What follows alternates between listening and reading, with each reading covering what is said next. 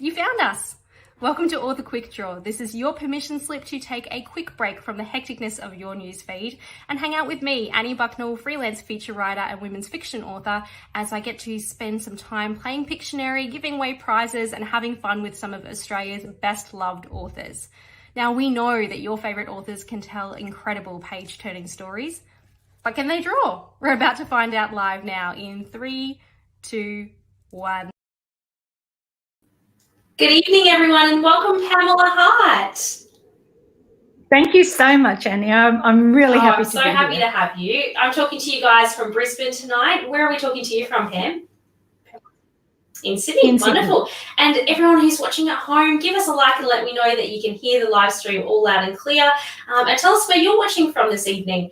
It's our last Author Quick Draw for the year, so I'm so excited that I am getting to spend that with Pamela Hart, because this book is a book. She's written lots of books, but the one that I'm talking about tonight is called The Charleston Scandal. And I actually have been anticipating this book, Pamela, for a long time. So I first heard about it in an RWA, so Romance Writers of Australia conference. Pamela gave a talk there where she was talking a little bit about the behind the scenes of the writing of the book and all that sort of stuff. And I thought, that sounds fabulous. So when an email came through with an opportunity to chat to you, I was like jumping up and down excited. So I'm just so thrilled that I got to read this and that we're going to be able to chat about it tonight. So for those of you who aren't aware, Pamela Hart writes award-winning best-selling historical fiction. She's got a doctorate of creative writing from the University of Technology in Sydney. She's an in-demand writing teacher with the Australian Writers Centre under the name Pamela Freeman. She's written fantasy, crime and children's fiction. She's prolific. This is, I think, 35. Continue. I prefer the word productive. Productive. She's productive. Was this book 35 or 30? 37. 37. So this is book number 37. It's called The Charleston Scandal, and we're delighted to chat about it with her tonight. So thanks, everyone, for joining in. The way that Author Quick Draw works, obviously, is we're going to start talking. We're going to do the interview, but Pamela's going to have her pen and paper there. Yep, and she's going to draw. I even bought a sketchbook because I'm so bad at drawing. I literally had nothing in the house. You didn't have a piece of paper? No. Well, I felt like I needed kind of stability and some kind of sense that I was actually drawing properly because I'm just really bad. You know this what? is why they won't let me illustrate my own children's book. A lot of authors claim that they're really bad, and then they play along, and we guess it really quickly. But I think we're often comparing ourselves to particularly those of us who are children's writers, like Kate and Belinda you were talking to the other day.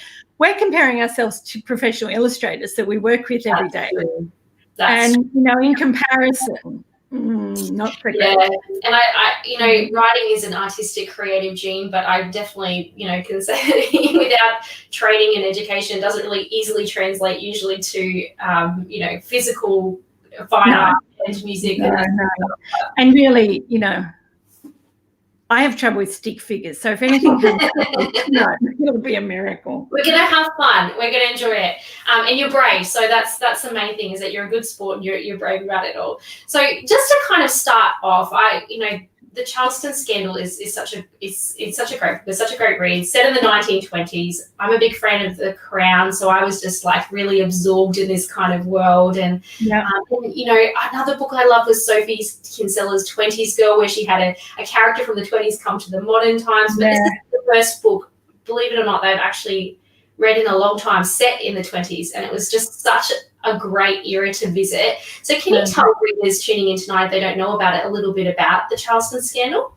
Well, it's about a girl called Kit Linton, who's Australian, and she's an actress. She goes to London to make it big in the West End in 1923. And she's from quite a privileged background. And she's, as a reviewer said recently, she's caught between the glamour of the aristocracy and the glitz of the theatre.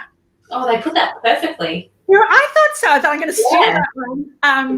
In my mind, it's Downton Abbey meets 42nd Street. It totally is. So that's kind of, she has to figure out where she really belongs. That's what the book's about. And her choices are both great choices, but it's about, where does your heart really lie? And there might be romance in there, you know, because there always is with my books. Yeah, there is definitely a lovely romance thread as well. And then, you know, it's set in this beautiful backdrop of the theatre and the dancing, and there's so many characters on there that are names that I recognise. And then being my age, I like to call myself a millennial, but really that's a push. I'm a bit on the top end of millennial, but I didn't really know all too much about some of these people apart from like just recognising their names and maybe recognising some of their, you know, their footage. But, you know, we've got some great cameos in like Fred and Adele Astaire, who are actually pretty significant characters. Yeah. And they do hit. It's actually why I said it in 1923 was that Fred and Adele Astaire were in London in 1923. So rather than setting it in 1921 or 22, I thought I can have Fred Astaire as a character. And I have been a Fred Astaire tragic since I was like 5. Oh, that's so lovely. So doing this book gave me the opportunity, like the reason to watch all of his movies and every interview of him I could find, you know. So yeah, and the other thing nobody's ever heard of Adele, his sister. I hadn't heard of Adele Astaire, and in this book she's like she wouldn't make films. She hated seeing herself on film. Wow. And the other part of the story, the kind of aristocracy part of the story, actually comes from her because she married the third son of a duke. Wow. Yeah, she left the stage, she married the third son of a duke, and she went to live in a palace, like a castle, really, in Ireland. And so, you know, when I'm looking at, well, is it feasible that this girl should have a relationship with this guy, this aristocrat? There was Dell, you know, absolutely she did, because they mixed the theatre crowd and the kind of really high level of aristocracy, like the Prince of Wales set, they were very mixed. The Prince of Wales did have fun, didn't he? He did, and Prince George even more so.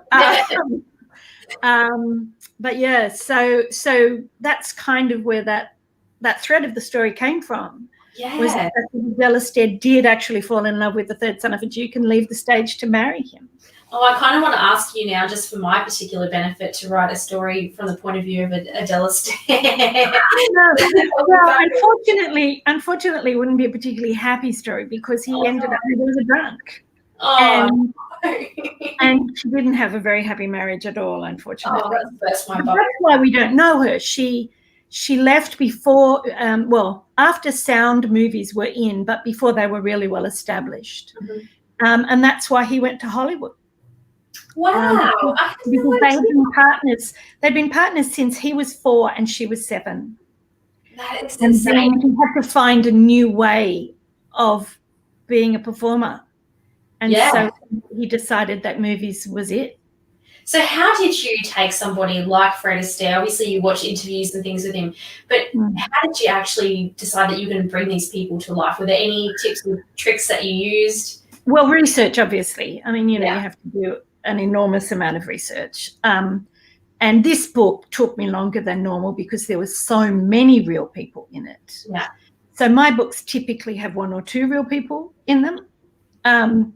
Like in The Desert Nurse, the female doctor in it is a real person, and everybody else pretty much is fictional. So, and this one had just so many. Noel Coward, Fred Astaire, Gertie Lawrence, Prince of Wales, Prince George. You know, so many real people. And so I read all their biographies and their autobiographies and their letters. Wow. Like huge amount of research. Yeah, and then kind of let it simmer a bit in you. Yeah. You get a sense of what kind of people they are. Like Noel Coward, we all know Noel Coward's very witty and very urbane and, all that kind of stuff. But what came through to me in the autobiographies of his friends, like Gertie Lawrence, was how kind he was to his friends. And this is a part of him that never got on screen. You wouldn't know about it from his movies or his interviews. You only know it because people wrote about him who loved him. So you even read the biographies of his friends where... People like Gertie Lawrence, for example. That's incredible. She and Noel were like best friends. Yeah. And so that gave me an insight into him, because I was very nervous about writing him because he's witty, you know, and you got to write witty, and that's hard. I was struggling with that too. Yeah, so I found it interesting to put an element of him on the page that maybe we weren't familiar with, like Adele, and like the fact that, you know, the Esther's home life wasn't brilliant. So finding things that somebody who really knows about them would go, oh yes, that's right, but somebody who's just kind of vaguely heard about them would go, oh really, that's interesting, you know. That's my goal. That's the sweet spot, it seems to me. I think you hit that. I felt like I was at a party with all this aristocracy. Like that was a very nice place to be in my head. I wrote this when I was coming out of quite a difficult personal period. Yeah. And I just wanted to have fun, you know. I mean, I'd written 4 World War I books, the Anzac series, and they were, you know, brilliant to write, but quite grim I mean, not grim. The books aren't grim, but the research is grim. You know? Yeah. So the amount of research you have to do about, well, like Desert Nurse was about a nurse, obviously, and so you have to learn about amputations and how to treat a fever, and, you know, so the research was quite grim. And I came out of that thinking, I just want to write something fun, you know. And so that's what the Charleston Scandal is. It's my holiday book, you know. It does. It is fun, but it has that heart and that depth that we would be used to from you as well. You know, we're still rooting for Kit and wanting her to have the best life possible in an era where that's kind of hard for women. You know, they didn't have a lot of choices. No, they didn't. We're seeing that things are starting to change, and, you know, and to be able to embody, or like, I guess, inhabit the mind of somebody that's on the cusp of this change in the world that we all know is coming is so fascinating. I think the 1920s are fascinating, particularly coming out of the World War I research, because I think it's the first modern decade. Yes. You know, it's because so many men died, opportunities are opening up for women in a way that they didn't before. And it's really the first decade where it's quite feasible for a young woman to go, I'm not getting married. Yes. Yeah. And that's really the beginning of the modern world. You know, it kind of is. Hey, like they could have some form of a career. There were options. There were options other than wife, maid, or prostitute. Yeah. Or governess, maybe that too. Governess, yeah, but they weren't very governesses, really. There were There were teachers, but, you know, there weren't. Nursing was just through World War I. Nursing had become a real profession that you could actually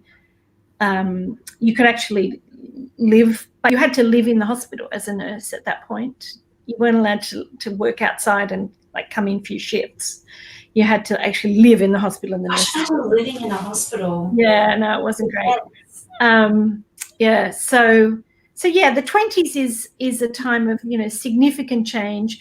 And the thing to remember, and I think it's really worth remembering in this year, is that everybody in the 1920s was grieving. So many people had died of the Spanish flu only 2 years before, plus all the deaths from the war. Yeah. No one was untouched anywhere in the world. No one was untouched. And, you know, you look at America at the moment, and that's what it was like all over the world. Yeah. And, you know, and so people grabbed at happiness. And it's interesting, you read, because one of the things I do to research is to read novels of the period. Yes. And you often get novelists kind of critiquing this grabbiness of the modern world, where, you know, people are grabbing at sensation rather than trying to build lasting happiness, because they don't think it's going to last, because, you know, they think it's this, and particularly as it goes on to the 30s and they realize there's going to be another war. But yeah, everyone's determined to have a good time, because you never know when death's around the corner, because so many people die. And you know what? They did live their lives fast and hard a lot in that era. But I mean, many historians call the Great War and World War II one war with an intermission. You know, there was a break. Right. Yeah, I think you can during this period, people are trying to feel alive. You know, it's so fascinating. But there's a lesson there too. You know, maybe at times they took it too far, but there is that with, you know, living up, drinking, and all those other things that they were getting into. Well, I think remember that the drugs had only literally just been made illegal. It was only in 1920 that drugs were made illegal. Yeah. And so you could still get them on prescription. You just had to have a nice doctor. Yeah. And you could take your prescription to the chemist and say, "Can I have some cocaine, please? Or can I have some morphia, please?" You know? Yeah. So it's a different feeling about drugs in that period than we have today. It's hard for us to comprehend, but at the same time, you know, the feeling of just the lesson there of just like, you know, trying to live in the moment and experience joy and not take life and the world for granted is something that these characters do really well as well, you know. Thank you. And Kit's certainly embracing this Yeah, doesn't she? Yeah, but that's good. You know, it's as you said, it's fun, it's joyful, and we get to feel her exuberance and her passion for and her lust for life, her zest for life. That's lovely of you to say. Thank you. No, it's so true. So, you know, one of the things that is a big theme, and it's interesting because you talked about it just before, you sort of said like, so there's a sense of classism kind of playing a role in the lives of people in the 1920s. And you kind of said, well, these high class people, these people in the upper echelons of society were mixing with the theatre crowd. However, to be called an actress kind of at that point was almost akin to being called a prostitute. Like they weren't, absolutely. They still had that tag of you're a tarnished woman if you're an actress on the stage. Very much so. You weren't allowed to be seen with them really in public, but they still partied with them. Like, can you just take us through what that was like for people? Because it's kind of a confusing dynamic. Well, the issue with the actual Charleston Scandal is also about the Charleston. I'm not sure if I put that across, but it was quite a shocking dance. Yeah, I went and watched YouTube videos of it afterwards because I was like, and one of the reasons it was shocking, although it's never made explicit at the time, is that it was a black dance. It came out of African American music. Yes. And so it was already kind of tainted in the eyes of the white community. But an actress, well, you know, traditionally actresses were very close to prostitutes. They often, in the sense that the acting world, the theatrical world, did not live by the morals of Victorian and Edwardian England or anywhere else. They partly because they were financially independent. You know, so one of the greatest pressures on a woman in that period to be pure was so they could be married. And the reason it was important they were married was because otherwise they were on the streets, right? If once their parents died. And particularly if things were entailed and everything went to the son. So if you were an independent woman with a source of income of your own, that lifted a lot of the social constraints on you, because you didn't need to stay pure in order to get married, in order to survive. And so actresses typically were more liberal in their attitudes and behaviours than middle-class ladies. Yes. And that associated them with the lower classes, who were also less likely to follow the straight and narrow. And be able to express themselves, you know. Like, be able to express themselves, to display their charms on stage. I mean, really, you know. And, of course, the chorus girls, most actresses started as chorus girls and they showed off their legs at a time when, you know, having a skirt halfway up your calf was considered quite risque. Yes. And, you know, so there was this whole thing about these women who flaunted their bodies, you know, like the way people think of strippers now, basically. Yeah. That was the attitude towards actresses. And there's still that little bit now of like, you know, we still have a problem with language when we talk about women's dress and women's bodies, you know. Absolutely. The news headlines, you know, like there's a photo of a celebrity and they're saying they're flaunting this, they're just wearing a bikini, they're not flaunting. That's right. Yeah. So, well, any woman who shows her body is flaunting it. Yeah, it's so scandalous. Yeah. So interesting. So the classism was, it still is incredibly strong. I'm sorry, look at, it was quite strong in Australia, much stronger than people realise. Mm-hmm. This myth of the egalitarian Australia is pretty much a myth, always has been class-based, but it's always been worse in England. Mm-hmm. And you've only got to look at the fact that almost everybody in the government in Britain, including in the Labor Party, went to private schools. Yeah. And you see it's still alive and well. Yeah. So, I think it was more obvious then. Yes.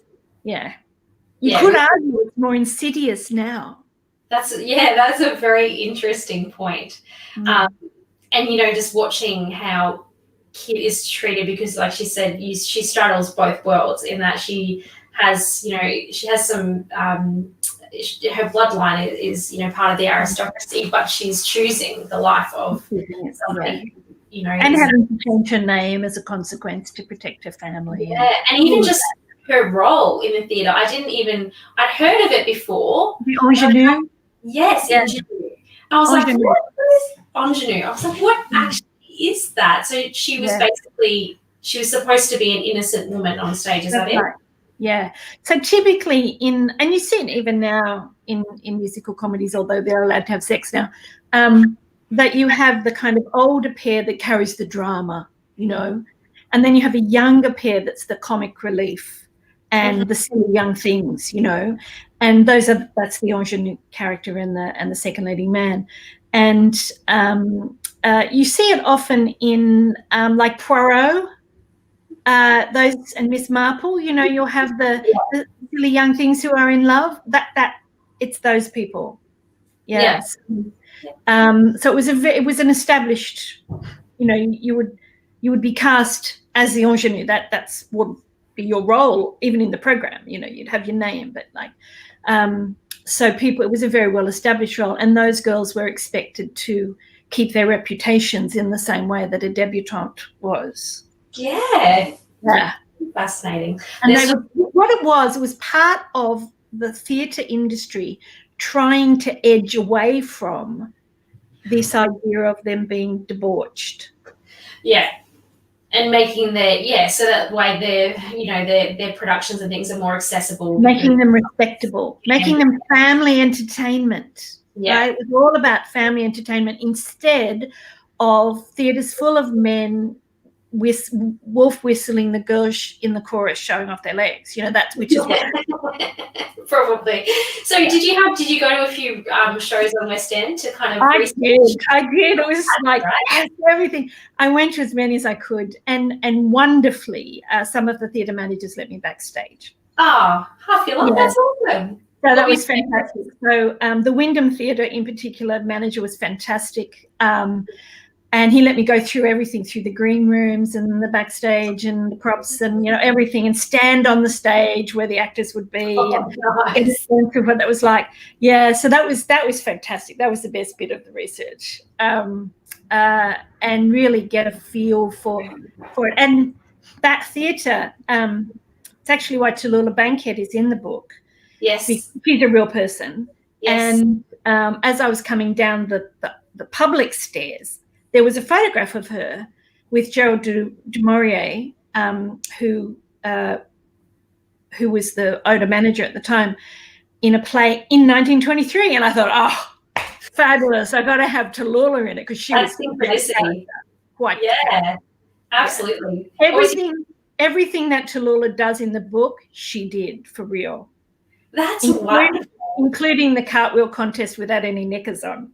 That is wonderful. What a character. Oh, she was an extraordinary person. Yeah. Free. She's a free spirit. Whatever. Yeah. Yeah, absolutely. So there's a few comments coming through. They're saying research is tough, isn't it? Yeah, definitely. Definitely is. Nola's saying she used to love watching Fred Astaire's movies with her late mum. That's Yeah. really nice. You might really enjoy this one then, Nola. She wants to know if you've had any of your real characters from your novels contact you after you're reading. That's an interesting question because I'm thinking that you usually write about people that are real. They're all dead. Yeah. Yeah. Have you had any family members related to these people? I have, in a way. In The Soldier's Wife, Yes. my character works at a sawmill as a bookkeeper in Annandale, and that's based on a real. I changed the names obviously, but it's based on a real place that was in Annandale, and the descendant of the people who ran that factory got in touch with me. Oh, that's lovely. Yeah, and she was so pleased to see it in the book, which was great. I was like, oh, maybe she's upset. No, she was really, really happy. And we had a lovely correspondence about her family and their role in Annandale and how she felt that I had kind of got it. So that was really nice. That's a good feeling as an author to have somebody related to the characters kind of go, yep. Yeah. This is what we and I have had my first historical novel was as Pamela Freeman, and it's called The Black Dress. It's about Mary MacKillop's childhood. Brilliant. And I did have her cousins were the MacDonalds, and I did have a MacDonald of her family contact me after that and kind of thank me for the book, which was really nice. Oh, that's fabulous. Those are the moments as an author that you must just like really relish. It really is. It's lovely. Yeah. Caroline Ann says she's going to show her 22-year-old dancer daughter the book and get her to read it. I think she'd love it, Caroline. Well, I hope so. It's certainly dancing is very, very it's a big thing. Yeah. She also said that her grandmother was one of the first women in Australia given permission to work as a teacher after getting married. Yes, the minute you got married, you had to leave the job. My mother was working in the public service when she got married. The day she got married, she lost her job, and that was in the 50s. Yeah. It's just crazy. You forget how far we've come. You really do. You absolutely do. Tracy says this is why she loves historical fiction because you learn so much, but it never feels like a school lesson. I agree. Yeah, that's my goal. Yeah. Because I learned a lot of my history from historical fiction. I mean, I got my interest in history from fiction, and I feel you do as a historical writer. I think you do have a kind of responsibility to your reader to tell the truth, like to not muck stuff up, to try and get it right.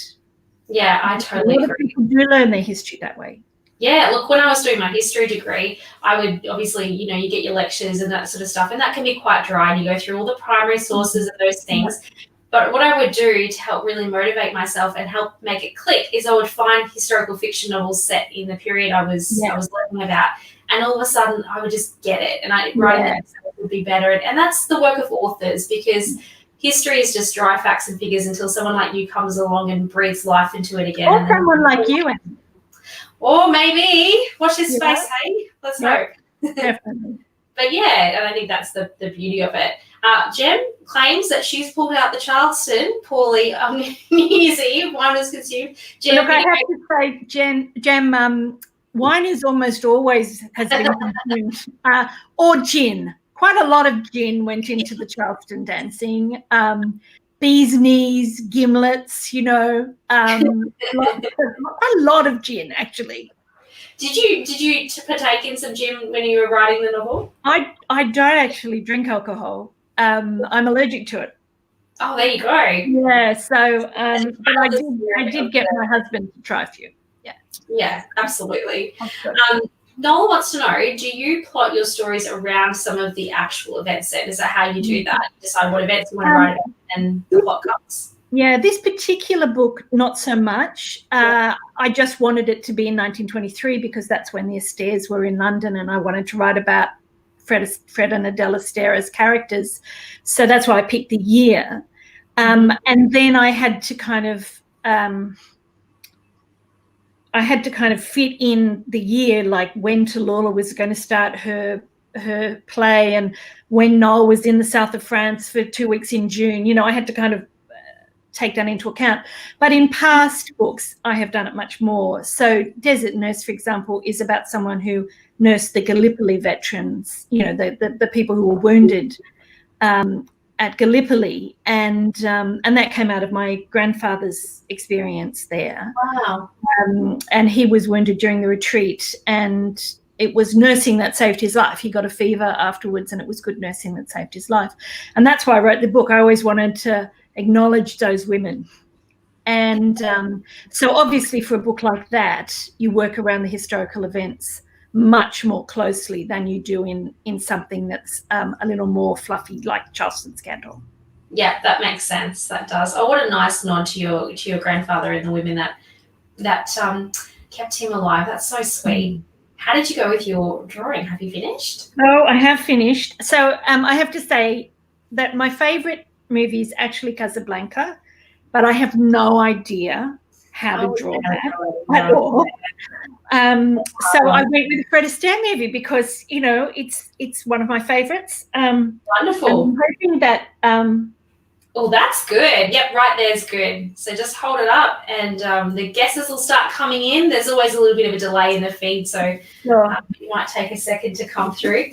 You've done really well with that. That's the first sketch of many to go on that sketchbook, I'm sure. Oh, I don't know, but I figured this was the easiest one of his. The other option, which I really like of his, is Swing Time, and I couldn't figure out how to draw that either. So yeah.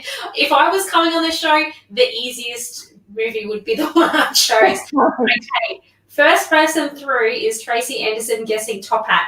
Well done, Tracy. That is good. Nice work, Tracy. Well done.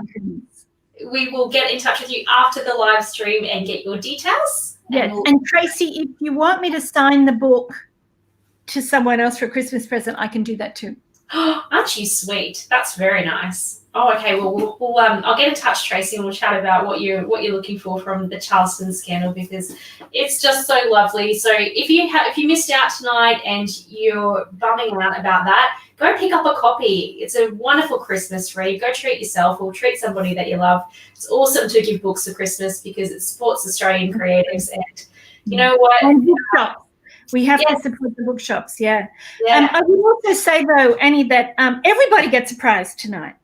Oh, continue. Because, well, this month I am giving a novella away to everybody who signs up for my newsletter. Oh, so it's a 1920s novella. It's called Song and Dance. So there's quite a lot of that going on in it. Limited time. So if the people watching want to sign up for that, they will get a free 1920s novella. Wonderful. And I did actually put a comment right at the top of the post. So see if you guys can find it there. It's the address to Pamela's website. So it's pamela-hart.com. And if you go onto that, a pop-up will come up and you'll be able to sign up for the newsletter to get the novella, which I just love a free little novella that, you know, that'll take you right into the time period of the book. And if there's anybody who has read my other books, the characters in the novella are actually from The War Bride. So Jane and Jonesy from The War Bride, they go on the musical stage. It's where I first got the idea for the Charleston Scandal. And I, in Song and Dance, I take them to London and finish their love story off. Okay, we need to get this. Go sign up. That's a great little freebie. Lovely. Well, yeah, if you missed that, you can go get a free novel. Will it come through straight away, or is it one of those ones? Yes, it should be. You should just get an email and you go to Book Funnel and download it as an ebook. Perfect. Just in time for Christmas. Just in time for Christmas. So just to kind of wrap up, because we do have a lot of writers that tune in and we're part of a really nice writing community, we like to kind of take a second to pick your brains on the craft. Just for some really basic questions. The first thing is that you, as I mentioned, you teach for the Australian Writers Centre. I've actually taken one of your courses and you were brilliant. So I'm just kind of wanting to know, you know, being that you speak to a lot of baby writers like myself, a lot of baby writers, just coming up, you know, and trying to make it in the industry. What do you think are the most common misconceptions people at my sort of stage at the beginning have about the industry? Like, what do you think? Where's the disparity? Because apart from the fact that it's harder than they thought. Yeah. It's harder and it takes longer. You know, everybody underestimates how hard it is to write a book. Right. Yeah. So, but about the industry, can I have three? Go for it. There are three main ones. One is that they're going to make a lot of money. Yeah. And it's possible to make a lot of money, but it's possible in the same way that it's possible to win Olympic gold. Mm-hmm. Someone wins Olympic gold, but most people don't. Yeah. You know? Yeah. That doesn't mean it's not possible to make a living, but that idea of like the J.K. Rowling kind of, you know, James Patterson sort of money is like Olympic gold. Yes. And if you're doing it for the money, you probably shouldn't be doing it. You should be doing something else, because you should be running because you can't help it. Yeah. Yeah. The second is, and this is the one that gets me cross, like really, really, really cross. Do tell. The idea that there's a right way to write. Yes. And I see a lot of books and a lot of courses that say you must do it this way. You know, there is no other way to write. And if you're not writing this way, you're not a real writer. And this is absolute bullshit. Mm-hmm. Your job as a new writer is to find your process, the process that works for you and that will keep you writing until you get to the end of the first draft. Mm-hmm. There are some common ways that you can edit. Mm-hmm. But getting your first draft out is a very individual process. There is no right way. And if a teacher is telling you there's a right way, then they don't actually know what they're talking about. Really interesting. Kind of controversial, because there's so many books on how to do this. That's right. Now, I'm not saying you can't learn from those books. Yes. You can. You know, if you want to read Save the Cat Writes a Novel, or, you know, Goal, Motivation, Conflict, I've got something from all of those books. I think I've got those. You know, there's lots and lots of books. Or his How to Write a Historical Novel book, right? Yeah. You can take stuff from lots of different places. Yes. But there's no one way, because everybody's mind is different, you know? Yeah. And that's what is great. That's what will make your book stand out from other people's books, is that it's you on the page, not somebody else. Mm-hmm. Yes, there are kind of ideas about structure that are really important. But structure is like a skeleton. And just the way, basically all mammals have the same structure. Mm-hmm. But a cat is not a dog, is not an elephant, is not a giraffe. They've all got the same skeleton. And that's what allows them to walk around. But, you know, they're all different beings. And that's what structure is. It's the skeleton which you put flesh and shape onto. So are you saying that, you know, you wouldn't really necessarily prescribe to, let's say, like, I don't know, like Save the Cat, where they're like, at 25%, this needs to happen. If you are struggling, it can be very helpful. Yeah. Right? It can be really helpful. But what if you're not writing that kind of book? Like Save the Cat is a very specific kind of book. Yeah. Right? It's a fast-paced book. It's a mass market paperback. You know, that's the market it's intended for. Yes. If you're writing a really contemplative philosophical literary novel, yes, that may not be appropriate for you, you know? Yeah. And I get students. I know somebody who went to a course with a literary novelist who said, if you know the ending of the novel is dead, it's going to be terrible, you might as well not write it. Oh, that's very discouraging, isn't it? And that person stopped writing for 5 years. Oh my Until gosh. they met me, and I went, oh, what nonsense. That's absolutely nonsense. And by the way, that person's novels have terrible structure. I love it. Great style, terrible structure. And so this idea of that, you know, I will impose my idea upon you about how you should write, I really get cross about that. My job as a teacher is to go, what are you writing, Annie? How can we help you to write what you want to write? Let's see where your issues are. Mm-hmm. You know, might be point of view, might be structure, might be pace, might be all sorts of things. My job is to give you the technical guidance that will allow you to physically create the dream that's in your head. That's powerful. And to tell you that it's possible, because it is possible. I mean, I got an email today from one of my students saying she's just signed a contract with Allen & Unwin. And this is not unusual for me. We have a lot. We have our community at the centre Yes. In the last 12 months, the presenters and students and ex-students at AWC, 70 books published in the last year. That's huge. That's a wonderful success rate. Yeah. And I got my start in, I'd always written, but I really found, and I even had tried creative writing degrees at uni and things, but what gave me the confidence to actually start writing, start filing feature articles, and then start my novels again and, get back to the page were the AWC courses. So I can't recommend them highly enough because they're practical. That's so nice to know. Yeah, thank you.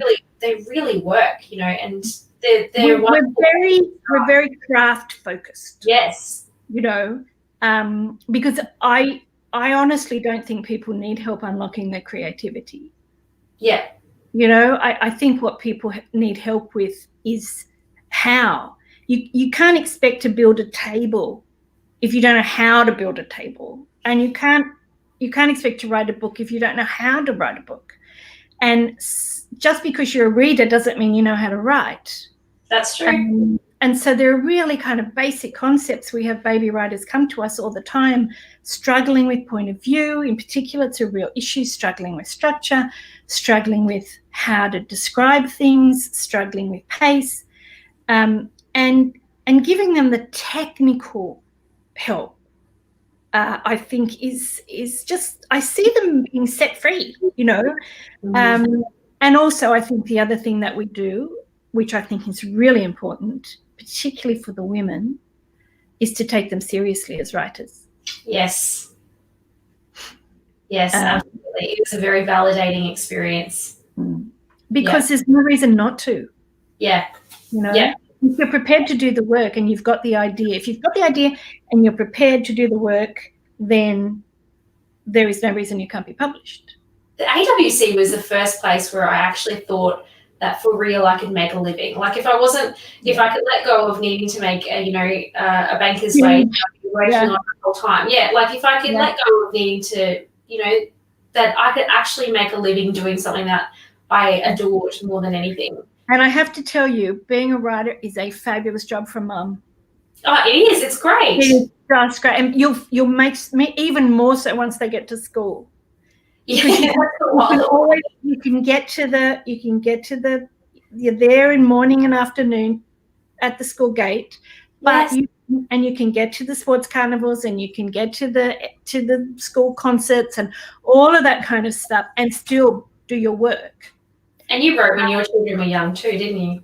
Oh, yeah, absolutely.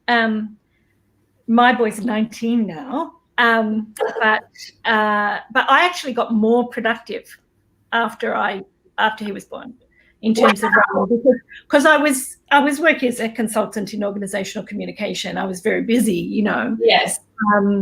My productivity went way up once I had a baby. Yeah. You can't write about, you can.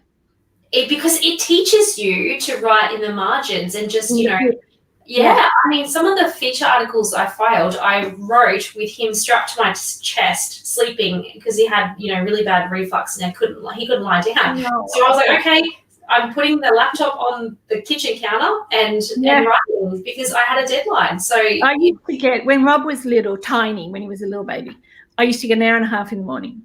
Yes. In the afternoon, he only slept for 20 minutes at a time. But it's surprising, if you've been thinking about your work, it's surprising how much work you can get done in an hour and a half. Yes, now, absolutely. There was one more thing I wanted to say about the industry, which is a huge misconception that I encounter all the time. And that is about editors being adversarial. Okay. This idea that, well, what if your editor wants to change this, blah, blah, blah? What if they force you to, And it's like, no, that's not how it works. Editors are lovely, lovely people who are committed to books, but they're like a football coach is for a player or an opera coach is for a singer. Mm-hmm. Their goal is your goal, to get a better book. Mm-hmm. And they wouldn't have given you the contract if they didn't love the book in the first place. That's a good point. So they're never going to, in 37 books, there was only one editor who ever asked me to do something I really, really didn't want to do. And did you do it? Like, where did you land on that? No, I didn't. I hadn't signed the contract at that point, and I went, I'm not prepared to do that. What's interesting, though, and I put that book away. Yeah. What's interesting, though, is that recently I've come back to it, and I've thought, now I see why she said it. I think she was wrong, but she was identifying a problem and giving me a solution that I didn't like. Whereas she could have identified the problem. She was the writer herself. I like working with her. Yeah. And she gave me the solution she would have done. Yes. Right? And I was so kind of no about it that I didn't stop to think, well, what's the problem she's identifying? And I think that I made a mistake there. So, because what editors are really good at is identifying problems. But they like you to come up with a solution. So my editor, who is also now a teacher at the Australian Writers Centre, Bernadette Foley, I said to her once, what do I tell my students about this? And she said, we like you to come up with your own solution because then it's truer to the book. Yeah, and the characters. And the characters, all of that. Yeah. So this idea that somehow the editor is your enemy, it's just not true. They're just, they're your ally. Yeah. And for me, that's a deal. Like, you can go and self-publish and, to have control of all this stuff if you'd like. Sure. But for me, pursuing traditional publishing is the fact that I worked in teams my whole life and I miss being a part of a team. So I want to be a part of a team to make my novel the best that it could be. And I think that's where they kind of come in. So I guess you kind of take that attitude at the start. You're putting yourself on the back foot, really. I think you are. And I mean, it is lovely being a part of that team. And I've learned from every editor I've ever worked with, including that one that was my second book with her. And I learned from the first book. But also, talking about self-publishing, you can create your own team if you need to. Yes. And I'm very fortunate for the Song and Dance novella. I actually had the same editor as I had with Charleston Scandal. So Alex Craig was prepared to take me on for that, which was fantastic. So it was almost like, a trad publishing deal because I got to work with the same editor. And so you can find people to make that team for you, but you really need that team. You need a good cover designer, you need a good editor, you need a good proofreader, no writer's an island. No, and that can be quite expensive, that upfront investment. Yeah, and then finding someone that's really good. So when you do talk to aspiring writers, emerging authors, all those people that have dreams of having the career that you've got, what do you think, I mean, you probably covered a lot of this, but what do you think is the best advice, your favourite piece of advice to give out? My favourite piece of advice, following there's no right way, is you cannot fix the beginning until after you've written the end. I know someone enjoy that. All those people out there who are going, I never finish anything. I just keep going back and rewriting the beginning. Oh, I see that look on your face. You can't do it. And I will tell you why. Until you've written the end, you don't really know where the story's going. It changes on you. Stories are twisty things and your unconscious is working on them the whole time, but it doesn't talk to you directly. It only talks to you through your characters and what happens to them. And so the story will shift and move on you as you write it, inevitably. It always does. So you don't really know the feeling of the final scenes. You don't know the feeling of the climax. You don't know the feeling of the resolution. And the resolution and the opening should resonate with each other. You can't fix the beginning. You can't make it perfect until you've written the end. So you need to tell the perfectionist inside you, I will fix it. I will give you 100 drafts if you need 100 drafts to get it right, but we can't fix it until we know what the end is. That's so powerful because you think you know the end because you might have plotted it out, but you don't know the feeling. The tone and feel and style and things will change in the way. You'll understand the character in a new way. You'll know more. You'll have worked out more about their backstory. You'll want to maybe set up an image at the beginning that will resonate with the image at the end. So you can't do the beginning. You can't make it perfect. You can't. And no first draft is perfect. Yes. No first draft is perfect. All first drafts are terrible. This book is 96,000 words. Yes. I threw away 70,000 words to write. You did not. I did. As in, you wrote, 160,000 words, and you had to. No, what happened was I wrote 35,000 words, realized it wasn't working, and threw them away, and took two entirely new characters. Originally, the story was going to be about Jane and Jonesy, and it just wasn't working because Jane wouldn't do the things that Kit does. And because Jane's a working class girl, and I realized that the theme I wanted to explore here was class. Mm-hmm. And so I had 35,000 words. I threw those away. I later used about 18 of them in the song and dance novella, but I threw them away for this book. And then I wrote 120,000 words about Kit and Zeke. Wow. And I sent them to my publisher for a structural edit. And they came back and said, "We're not calling this a structural edit, Pamela. We're calling it a developmental edit. And that's publisher speak for this is crap." That's good to know. Right. And so I got like a lot of feedback. And I looked at it and I thought, yeah, I can see everything. You're right. Absolutely right. And I threw away 25,000 words. I threw away 35,000 words, and I wrote another 10 to put in the middle. The working in the dress shop sequence. That was That was in the last draft. That was new. Wow. This is what I mean. You don't know what's going to happen. You really don't. And I'm comment section is just going off all these people. Oh my God, 70K. Now I don't feel so bad about the 35K I threw out. But I'm having these moments too, listening to you, just going that the fact that you can be such a successful author, you teach this, you've got a doctorate, you know what you're doing, you've got the proofs in the pudding there. But your 37th book, you still needed to do a complete rewriting. I did. That's why I love editors. Wow. And I knew it wasn't working, but I had a deadline. I had a contract. I had to give it to them. Normally, if I hadn't had a deadline, I would have put it away for 6 months and not looked at it. That's the ideal, if you can do that, and then come back to it. Come back to your first draft after. And because I'd had that full start, I gave them my kind of 1.5, my second draft, whereas normally I'd try to give them my third or fourth draft. Mm-hmm. So, because all first drafts are terrible. And so they got it earlier than normal.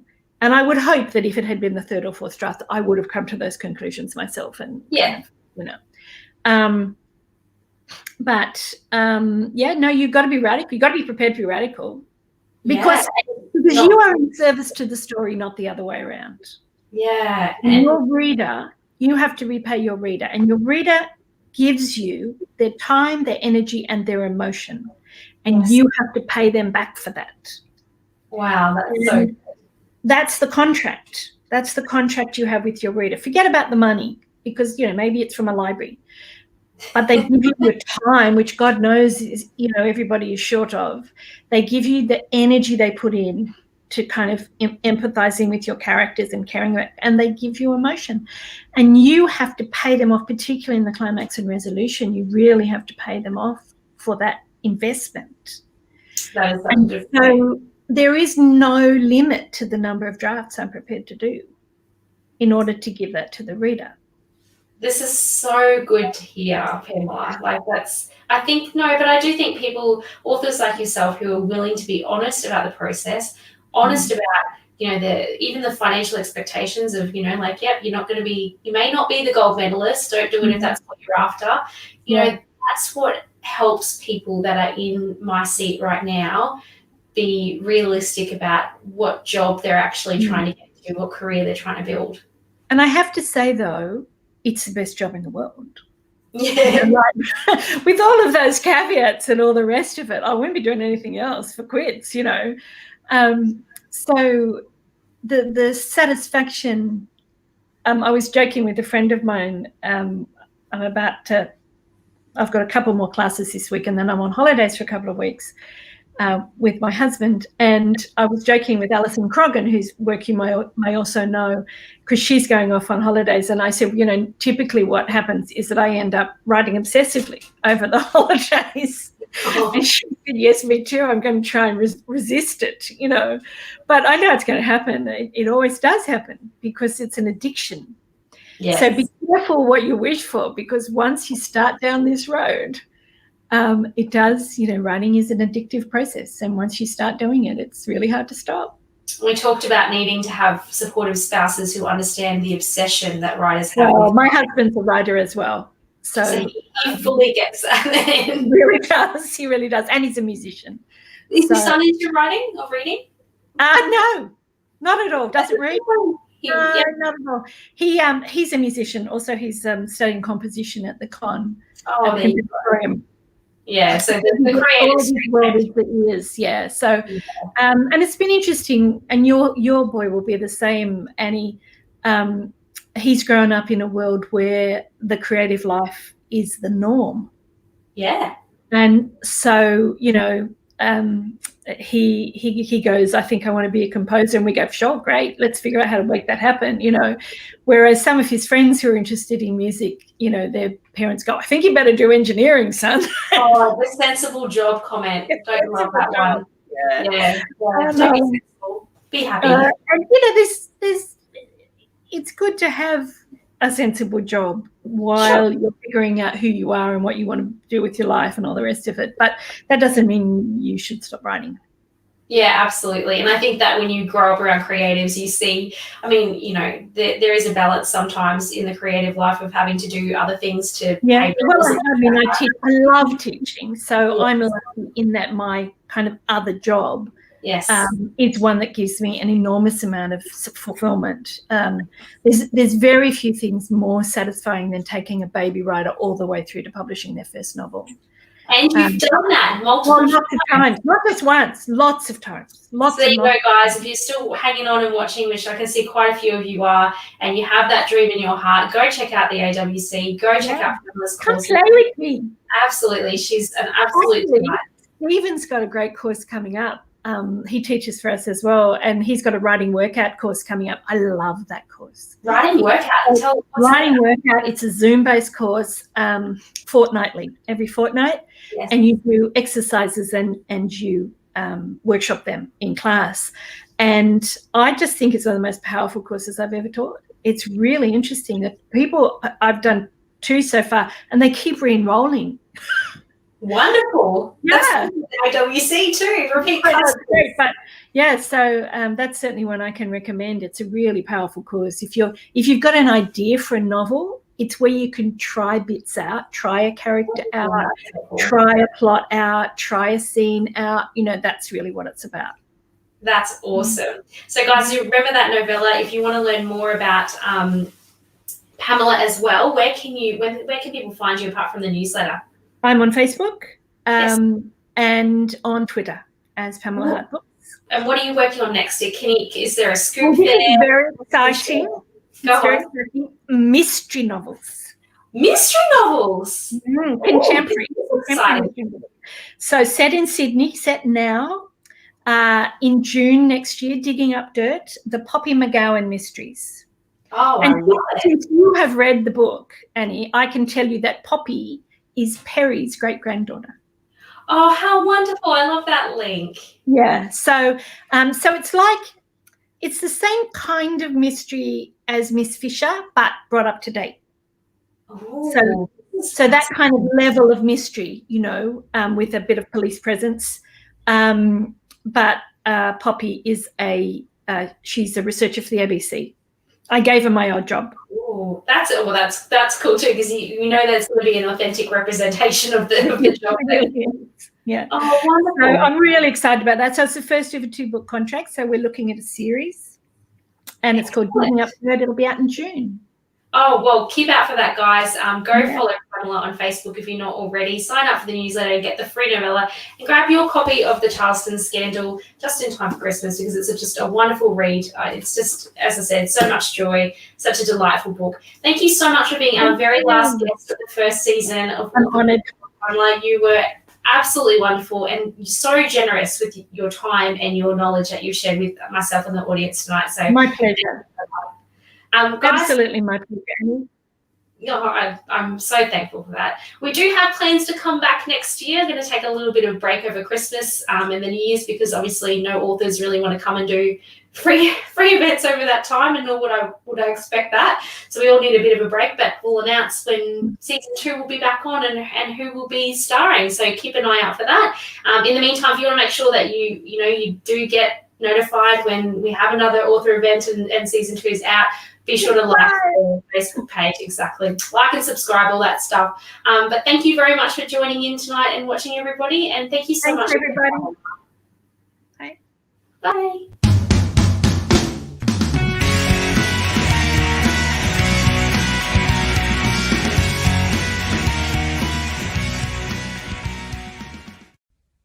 It's about time for that cuppa now, don't you think? Thank you so much for joining me tonight, guys. I hope you had as much nerdy fun as I did chatting to some of our absolute favourite best-selling authors.